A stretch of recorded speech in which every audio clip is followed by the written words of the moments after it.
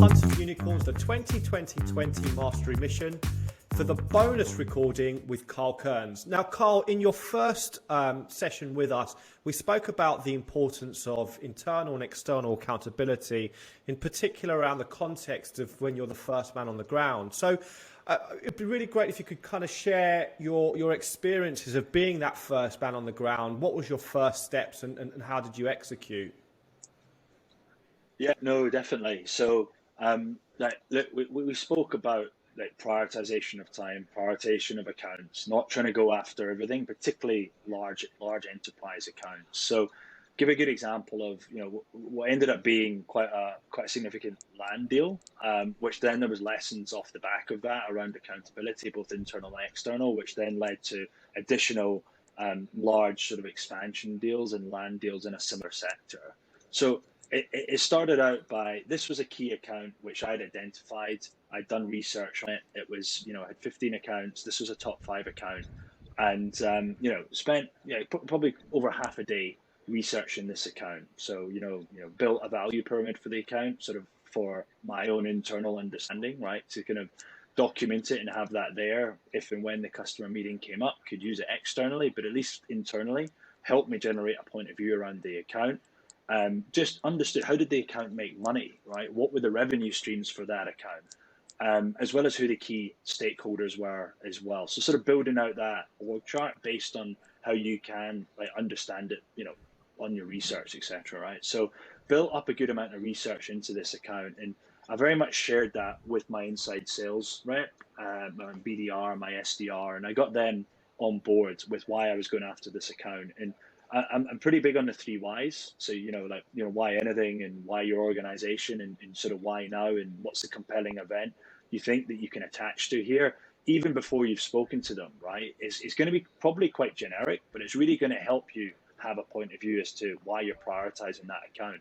So got the SDR on board with that. And the SDR managed to, get us into this organization with the support of, with myself, and, having this research with a very much targeted approach, and that's when you start to track the meeting straight away, right? So the new business meeting, right? So that was a new business meeting, which was booked by the SDR, which was an outbound call, and just tracking all the activity that was going on around the way, right? So I was looking at how many champion meetings am I doing on a week by week basis. I got wind that competitors were in there, potentially not. I wasn't sure. So I kind of started to obsess over the fact that I need to spend more time with this person, because if I'm not, other organizations will be that are trying to sell to them. So holding myself accountable to get multiple touch points, scheduled meetings with the champion on a week by week basis was the impact meetings that I was obsessing over straight away, and obviously tracking that.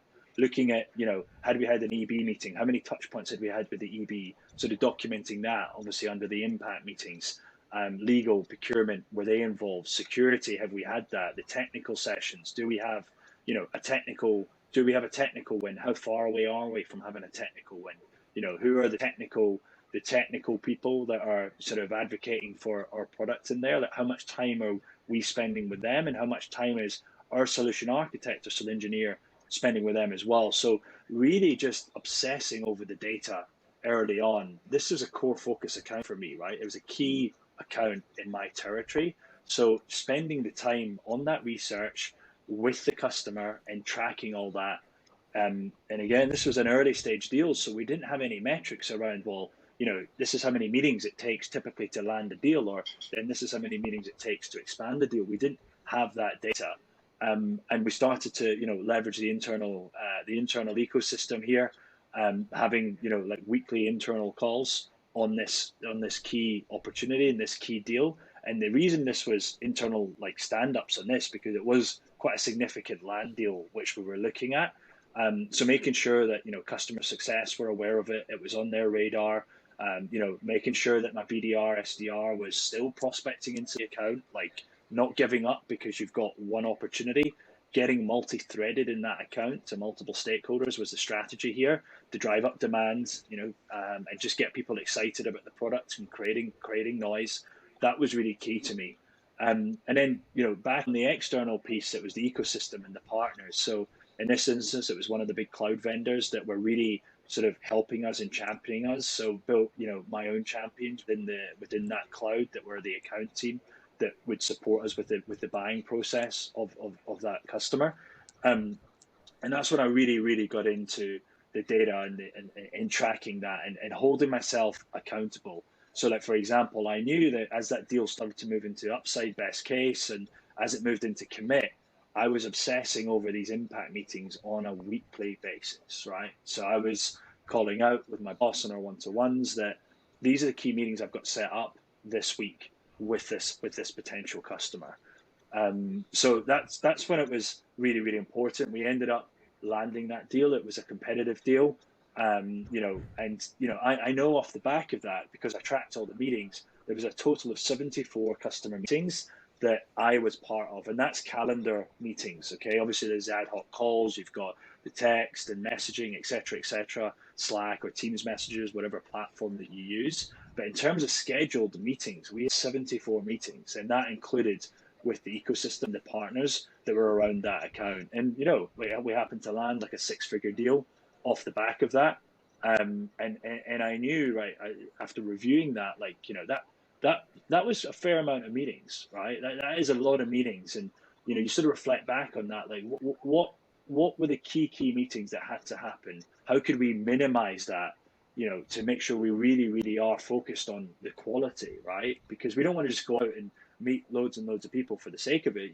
Again, time's your enemy, as you probably heard on the previous session. So maximizing your time, spending your time in the right opportunities, having the right impact meetings was a big learning here. So sort of taking that on board, those 74 customer meetings, taking it to the next opportunity that we basically had within a similar sector, within a similar vertical. We knew the key meetings that had to happen, and we knew the process that we had to run. So there was repeatability in there. And obviously we managed to slim that in terms of the number of meetings that we managed to have in the next opportunity that we ran and the subsequent opportunities after that. And then, off the back of that, that customer ended up, doing multiple upsells with us and ended up being a large customer for us off the back of that. So yeah, that's my story. And happy to answer any more questions on it.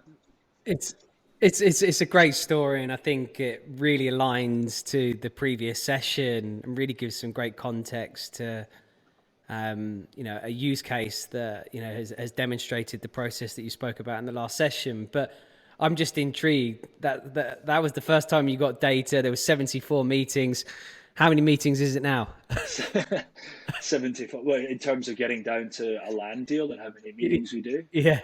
Yeah, I mean, it's lower, right? It is lower in regards to that. And it depends on the customer and it depends on the process, right? But it's somewhere between sort of 45 and 60 meetings to land a deal from the information that, I've sort of been tracking. And I guess it depends on the level of maturity of your organization as well, right? If you get more funding, you get a higher valuation, you acquire more customers, there's more positive noise in the market, then, your funnel gets more busy, right? You start to generate more MQLs, the marketing qualified leads. You start to get more inbound and more stuff coming in where it's maybe a little bit more developed, let's say. But that's what's minimizing this sort of total number of meetings. But still, to this day, if you're going cold into an account that haven't heard of who you are, you have to be prepared to invest the time. And it could be 100 meetings or more in some instances, right? Because these large organizations have the process that you have to follow. You can try break process, but it's not always advised, because if you sort of wind them up the wrong way, they can automatically qualify you out, because you're sometimes playing with the politics in these large organizations by trying to break process, which is definitely not recommended. So there can be, you do have to be patient. You can spend a lot of time that doesn't go anywhere, but back to you do the quality in terms of the research, right? You go in with a good point of view, you get your internal stakeholders bought into what you're doing, your SDR, your solution engineer, etc. It puts you at a head start.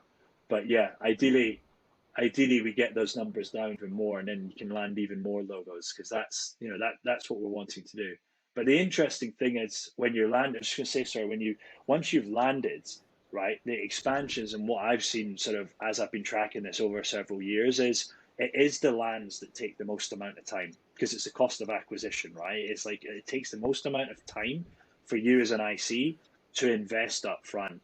The expansion, you've kind of, your job is more around prospecting. Well, obviously, you're making sure the customer's satisfied with what they've bought so far, right? You've usually sold services, you've got customer success as part of the engagement.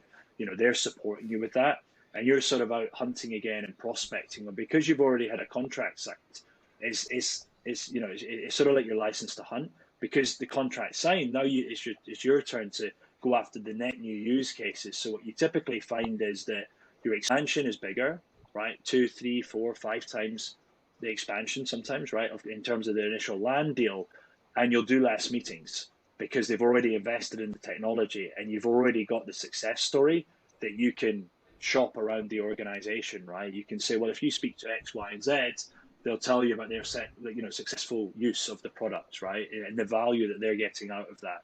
The business driven use case that they're using is driving X amount of revenue or is saving them X amount of money, right? That's a great success story to then going to other parts of the organization. So the initial land deals do always require the most amount of time, let's say, in terms of meetings, typically, right? The expansion deals is usually less just because you're already in the door. I guess there's probably an argument to be had that sometimes when you go back and reflect on that deal, it may be a case of saying, do you know what, if I had more meetings, then maybe I could have got a bigger deal out of this because I could have, somehow orchestrated something more, right? Yeah. So maybe it's not always a case of less. Yeah, no, that's true. That's true. And again, it's back to, Simon, you were talking about in terms of the quality, right? Once you've sold into that organization, you know how to do a deal with that organization. If you don't know how to do, if you've never done a deal with them before, everything is new, right? So it just takes quite a lot of time.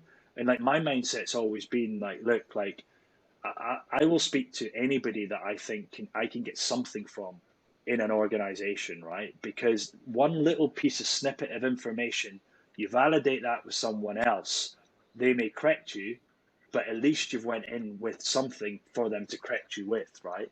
So just, I understand X signs the paperwork based on the conversations that I've been having. No, actually, if it's over X amount of money, it's actually so-and-so, right? So it's particularly selling to a new company, if you've not sold to it before, I agree with your point, Ollie, that more meetings, maybe you could have got to a larger deal because maybe you got to more use cases. I mean, in this instance, obviously I'll disagree because I have to. But in this instance, the use case was set, and we did try to get more out of them in the initial land deal, but it was set with just this was the use case that they were going to be sort of delivering with our product on for that one. But no, it's an interesting point. But yeah, just once you've figured it out of how they buy, who's involved, who signs off at X budget, who the procurement people are, who the legal people are, all this stuff going in cold takes a lot of time. And that's where, the high amount of meetings in this instance, the 74 meetings in this instance was I hadn't sold to them before. So I was just speaking to multiple people to figure stuff out because it was all new to me, right? It was all new to me and I didn't quite know. And I wanted to de-risk everything around the deal because if it was competitive and I didn't want, maybe if one of the competitors that was selling into it had sold to them before, maybe they had champions already. I had nothing going into that other than we'd done solid research, we targeted the account, and we generated the interest. And just because most large organizations have to, it's like fair competition, right? They have to show that they have evaluated against other solutions. Especially if you're looking at a sizable deal, they have to do that. It's part of the process. You just need to round it. I think that a kind of a key theme that's kind of really emerged in this is, the concept of multi-threaded PG. And I think that, you've spoken about the fact that you haven't really relied on just one champion. You are constantly looking for those multi-threaded avenues where perhaps a lot of salespeople might say, yeah, I've got a champion, it's all good. But how do you think that whole mindset has really helped you where would you have got unstuck had you not continued with that mindset, should we say? Yeah, so I guess maybe a point of clarity, like and the champion word is strong, right? You guys know that, right? The champion word is like, so it's, I don't typically call the champion a champion until I've properly tested them and sort of, been through the various phases, right? And I can feel that they're a champion. But what is key is that, like, particularly in consumption-based world, right, which is sort of where I've been the last sort of 4 or 5 years, like if you can find net new use cases and be multi-threaded in accounts with your prospecting, then it's going to drive more adoption and consumption of your platform, right? It's about having, multiple potential use cases mapped out. And in a consumption world, like a use case is consumption, right? And that's the dollar value of your deal. So the more use cases that you have and being multi-threaded in accounts can really just grow the size of your deal.